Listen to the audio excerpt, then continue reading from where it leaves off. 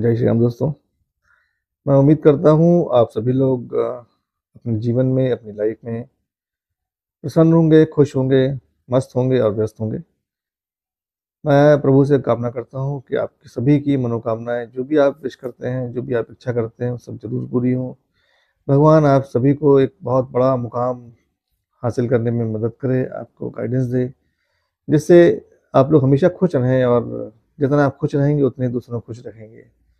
ये बहुत सिंपल सी बात है कि अगर अगर मैं खुद बीमार हूँ या आप खुद बीमार हैं, तो क्या ही लोगों को आप दूसरों की तकलीफों को दूर करेंगे। अगर कभी आपके पास खुद के पास तकलीफें हैं, कोई आपके पास उसमें और तकलीफ लेके पहुंच जाए तो आपको गुस्सा आएगा। तो आप हमेशा खुश रहिए, मस्त रहिए, व्यस्त रहिए अपनी लाइफ में।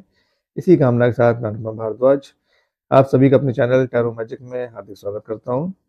और दोस्तों, आज मैं आपसे बात करूंगा अपने एक रीसेंट एक्सपीरियंस के बारे में। ये एक्सपीरियंस है दिसंबर 2023 का। ये बात है, एक्चुअली मैं क्योंकि मेरा मूवमेंट यहाँ से वहाँ होता रहता है, एक जगह रहता नहीं हूँ। तो उस केस में मैंने क्या किया कि अपने कुछ इम्पोर्टेंट प्रॉपर्टी के पेपर्स थे, तो उसको कहाँ लेके घूमूं, लॉकर था नहीं जहाँ रखूं, और हर जगह लेके जा नहीं सकता हूँ। तो फिर मैंने उसको जलगांव में मेरी सिस्टर रहती है, तो वहाँ मैंने उसके घर पे एक अपने मेरा एक बैग है जिसमें मेरे सारे इंपॉर्टेंट पेपर्स रहते हैं, उसमें मैंने डाल के और अपनी सिस्टर को दे दिया कि भाई ये पेपर्स हैं, इसको संभाल के रख लो, कभी ज़रूरत हुई तो मैं निकाल लूँगा इसमें से। और ये उसके पास पेपर्स करीब 5 साल से रखे हुए हैं। तो 5 ईयर से उसी के पास रखे हुए हैं, एक बैग के अंदर। ब्राउन और ब्लैक सा बैग है मेरा। तो दिसंबर में मुझे कुछ ज़रूरत पड़ी पेपर्स की, तो मैंने सोचा चलो उसके पास कहाँ रखा हुआ तो मैं खुद ही लेके आ जाता हूँ, कुछ ज़रूरत थी।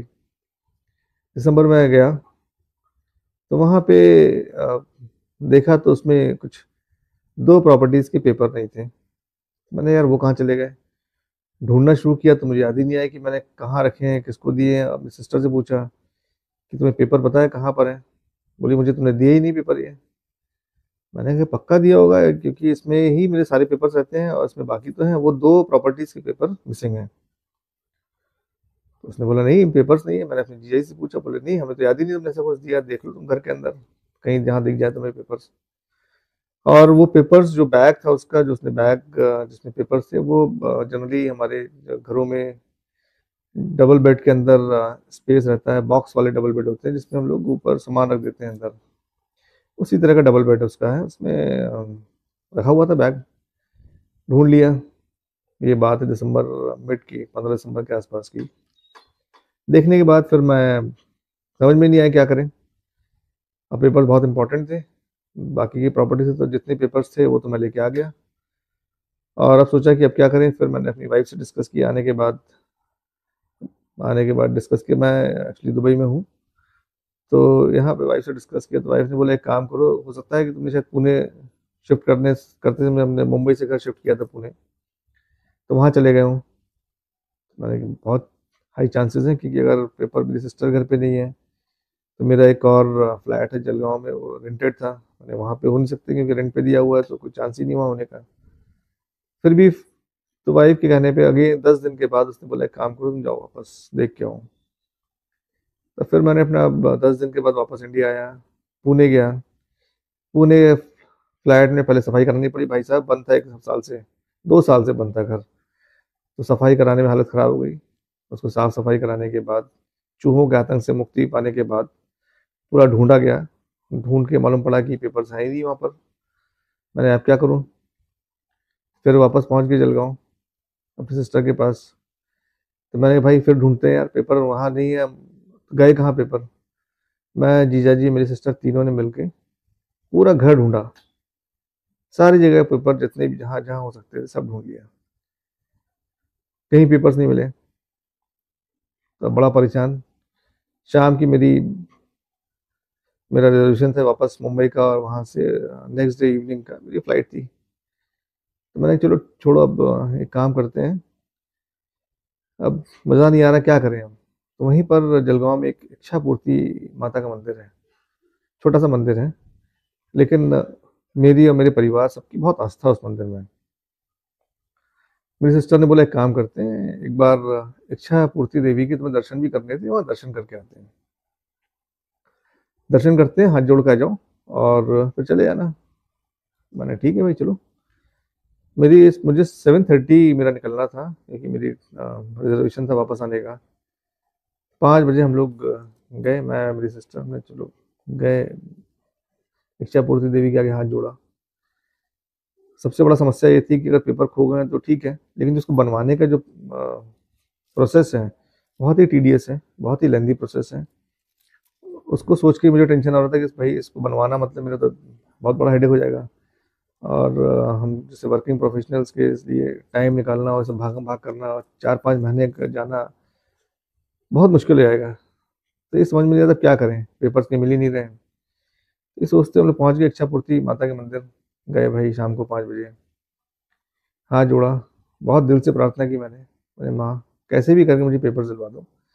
कहाँ गए मुझे याद ही नहीं आ रहा कि पेपर मैंने रखे किस बैग में थे, और मैंने पेपर्स कब दिए, मैंने सिस्टर को दिए नहीं दिए, पुणे में रखे, मैंने अपने जलगांव के फ्लैट में रखे या कहीं और रखे, मुझे कुछ याद ही नहीं आ रहा है। या दुबई में पूरा ढूंढ लिया, कहीं थे नहीं, यहाँ घर में किसी को याद नहीं, ना जीजा जी को याद। मेरी वाइफ को मैंने पूछा, उसने बोला याद तो है कि तुम पेपर ले गए थे, लेकिन कैसे ले गए थे, कैरी बैग में थे, किसी बैग में थे या कहाँ थे, कुछ याद नहीं है। सिस्टर को भी याद नहीं, ना ही उसको याद कि उसने भी बैग ऐसा कुछ देखा हो जब मैंने पेपर दिया हूँ। पूजा की, हाथ जोड़ के वापस घर आए।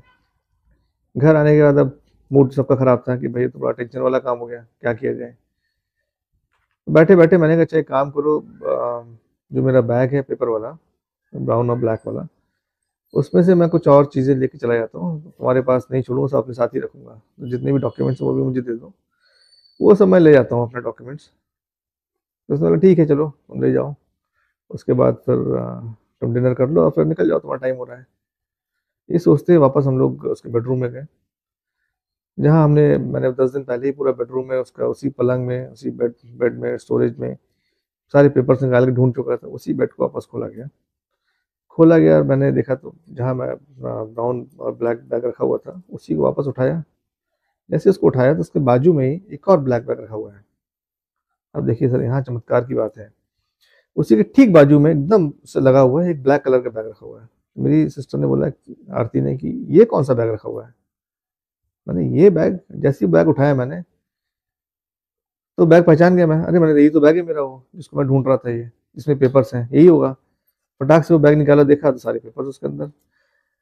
अब समझ में ही नहीं आया कि ये बैग जिसको हम लोग पहले भी वहाँ देख चुके हैं, और वो डे टू डे उनका बेड जिसमें कि इसमें बाकी के चादरें और ब्लैंकेट्स सब रखे हुए हैं, निकलता है रोज और बाकी वापस रख दिया जाता है। उनको कभी नहीं दिखे, ना उनको याद, ना ही उन्होंने कभी देखा उस बैग को। सडनली बैग कहाँ से आया, कैसे आया, वहीं रखा हुआ था, हम लोग कुछ नहीं पता।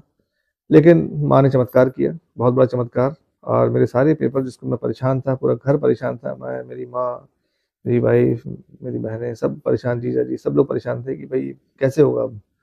इनफैक्ट मेरे दोस्त भी बहुत परेशान थे, जिन दोस्तों को मैंने बताया था, क्योंकि जैसे ही मैं जब इंडिया आया तो दोस्तों ने पूछा भाई इतनी जल्दी जल्दी फ्रिक्वेंटली क्यों आना हो रहा, तो उनको बताया ऐसा सीन परेशानी है, अभी क्या किया जाए। तो वो भी सरप्राइज थे कि अरे भाई क्या है, वो भी हर 2 घंटे में फ़ोन करके पूछ रहे थे, अरे तुम्हारे पेपर मिले नहीं मिले, अब नेक्स्ट स्टेप क्या है, क्या करने जा रहे हो, पेपर बनवाओगे नहीं बनवाओगे, क्या करोगे। जब उनको बताया मैंने कि पेपर मिल गए, तो वो भी एकदम सरप्राइज किया, अरे ऐसे कैसे चमत्कार हो गया, अरे पेपर कैसे मिल गए तुमको, कहाँ थे पेपर्स, तो उनको भी बताया, तो भी तो बहुत बड़ी आश्चर्यजनक घटना थी मेरे लिए। दोस्तों मैं अपने दिल से मानता हूँ, भगवान जिसको भी आप मानते हैं उन पे पूरा विश्वास करिए, श्रद्धा रखिए, और सबूरी श्रद्धा सबूरी साईं बाबा के वहाँ लिखा है, श्रद्धा करिए, रखिए पूरी, सब्र करिए, और इतना विश्वास रखिए कि बस उसके बाद कोई शक वाली बात ना रहे। अगर इतना विश्वास आपका है भगवान पे, तो जरूर आपकी मनोकामनाएं पूर्ण होंगी। मेरा अपने प्रत्यक्ष अनुभव है ये। मैं आप लोगों को और भी अनुभव बताऊंगा, सुंदरकांड पढ़ने के चमत्कार, हनुमान चालीसा पढ़ने के चमत्कार क्या है, वो सब मैं आपके साथ शेयर करूंगा। दोस्तों आज का सेशन मैं ही खत्म करता हूँ। जय श्री